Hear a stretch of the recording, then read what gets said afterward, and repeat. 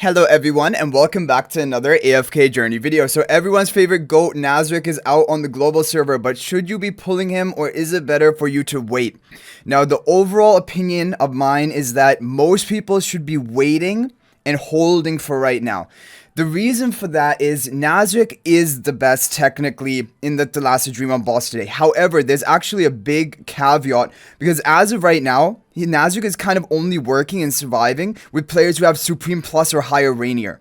And so Nazrik for the Mythic Plus Rainiers is actually not working and they're just better off running the Ravion team. That is a major issue, which I wasn't really aware of when I was making the Dream Realm video. So that is one thing to keep in mind. The other thing is, like I mentioned in the Dream Realm video, for pre-endless bosses, Nazrik is good. He is a good damage dealer, as well as a basically damage booster. However, in endless bosses, he is definitely going to be replaced by HP loss damage dealers, because what does Nazrik do? He boosts the critical damage of your team with his Ren Sacks, and he also causes the target to take bonus damage. However, these damage scalings will not apply to HP loss damage. HP loss damage cannot crit. HP loss damage cannot be damage amplified or damage reduced. And so when we're talking about endless bosses, which is an HP loss meta, Nazrik is going to find it very difficult to see any use. So this is the thing about him overall. I do think he might see some niche use in endless Dream Realm, and for pre-endless Dream Realm, he is a good basically sub DPS and damage booster. However, he really takes that team sort of Ravion on the team, and Ravion is also good. But maybe for some bosses, Nazrik is going to be slightly better than Ravion. But the thing is, because everyone has already invested into Ravion, or a lot of people have, it's better to just make use of Ravion and pass on this kind of minor damage boost compared to the Ravion-oriented teams, because it's just really expensive to now fully invest into another hero just for like a minor score boost, minor improvement, and mainly only for pre-endless bosses. And the thing is, we're getting Nazrik at basically beginning of Phase 2. Within 2 to 3 weeks of right now in Phase 2, we're going to be at endless Dream Realm bosses. Like once we're at level 700 plus, on resonating level, we're going to make it to endless bosses. And then it's just going to be endless meta from now up until the end of the season.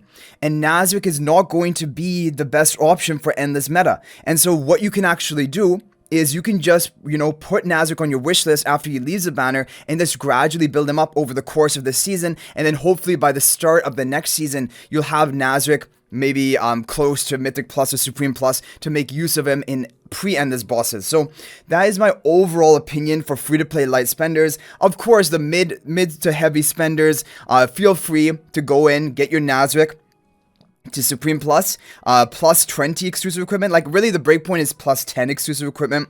However, if you are of that higher spender category, you're probably getting it for a Dream Realm, and then you'll want to maximize your damage output there, and so probably you will eventually take him to plus 20 exclusive equipment. That is his maximum value, but plus 10 is good for him as well. Like Supreme Plus 10 is a good place for Nazrik. Supreme Plus 20 is even better and will be a priority if you're going to be investing into him. And Paragon, it doesn't really, I wouldn't say Nazrik is a big Paragon priority, because even when you see his damage output in Thalassa, let me go ahead and show it to you. He's a sub DPS. He's not going to be your major damage dealer. And so like if you Paragon upgrade him, of course it is going to boost the damage that he deals.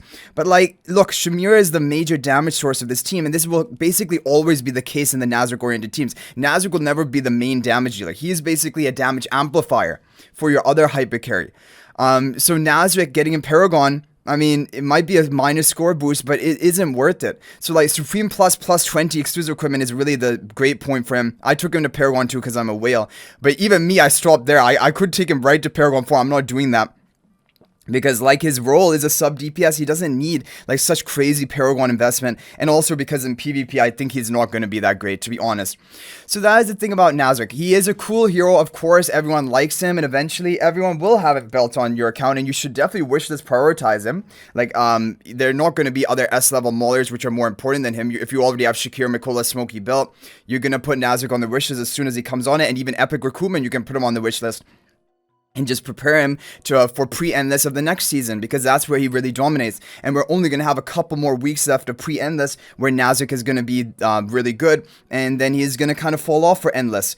For Ravaged Realm, the thing is, people also want to think about him for Ravaged Realm, and of course he probably will be in the best team for Ravaged Realm, but again, Ravaged Realm now is like an endless level of difficulty with 1200 resonating level on your heroes, and so you really want HP loss damages. Like Baleran is going to make the big difference in the Dauntless squad, not necessarily Nazrik, but Nazrik probably on team number 2 will be like an upgrade compared to the other heroes we had, which were like Odie and Seth, which were not the best, you know, heroes for that. Nazrik will probably definitely be used on team number 2 for Dauntless squad, but again, it probably won't be any major score boost or anything.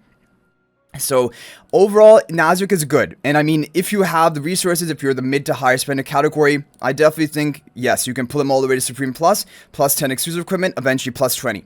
However, for the free-to-play and light spenders, even if you have a lot of diamonds, it is better for you to wait and just wishlist him when he comes on the wishlist, because your Ravion is going to be doing the job for you right now as that sub DPS buffer damage amplifier role. You don't need Nazrik right now, even though Nazrik might be a minus score boost even compared to Ravion, like a minor upgrade compared to Ravion, because everyone's already invested heavily into Ravion. Ravion's also good for PvP. It's like getting another hero which is just slightly better than Ravion, only specifically for some Dream Realm bosses, it's just not good enough, in my opinion. And so that is why I'm recommending that he is basically going to be that wait and see hero, but most likely just wishlist hero to save your resources. We also have the collab coming up at the end of, basically in just under a month from right now, we're going to have the collab. We have no idea how strong those heroes are, and then they're not going to be returning after their collab banner. We're going to have new heroes coming up. We have Shadewing already revealed coming up after Nazrik, and then of course we have more heroes coming up later in the season. And so even though Nazrik is good, and I think definitely everyone will eventually want to have him built on their account, I think you have the luxury of actually waiting and wishlisting him and getting him over time, because we're going to be moving on to endless bosses very soon, and Nazrik is very likely going to be phased out of endless bosses, because all of his kit is for, like, he's that Rainier type hero, right? And Rainier really gets phased out for endless bosses because you're just going to be using HP loss damages which don't benefit from Rainier's debuff, for the most part. So anyway, guys, those are my thoughts about Nazrik. Let me know what you think about him in the comment section down below. Have you pulled for him? Have you not? Honestly, he is a good, solid hero, but in the same way, I think he's also a hero you can delay and just wish list and get him built up for the beginning of the next season. And then we're going to have a whole, because right now the thing is, phase 1 is where Nazrik dominates, right? And the beginning of phase 2. And we're having him right at the beginning of phase 2, and pretty soon he's not going to be in his dominant phase. But for the next season, having him right from the beginning of the season, I think that he's probably going to be really good. But like, that's something you can delay, right? You can build him on the wish list. So anyway, guys, let me know your thoughts in the comment section. Hopefully this video is helpful. If you do pull him, good luck on pulling him. And of course, the higher spenders, of course, should probably pull him because he is meta for right now. But like I said, for Thalassa, it's very concerning because he is needing Supreme plus Rainier. The people with the Mythic plus Rainiers as of right now, I have not seen a record showing me a Mythic plus Rainier working with the Nazrik team. And they're just better off running the Ravion team. And that is, yeah, that is concerning. So, because of survival issues, right? Anyway, guys, that's going to be it for this video. Thanks for watching. If you're not already a member of my AFK Journey Discord server, please join that. There's a link to that in the description of this video. Also, if you're thinking about making a purchase in AFK Journey, please use my affiliate link for the official Farlight store. There is a link to that in the description of this video and a pinned comment. This is the best way you can support me and also gain 5% bonus Dragon Crystals on your purchase. So thanks for watching. I'll hopefully see you in the next video. And until then, everyone, peace out for now.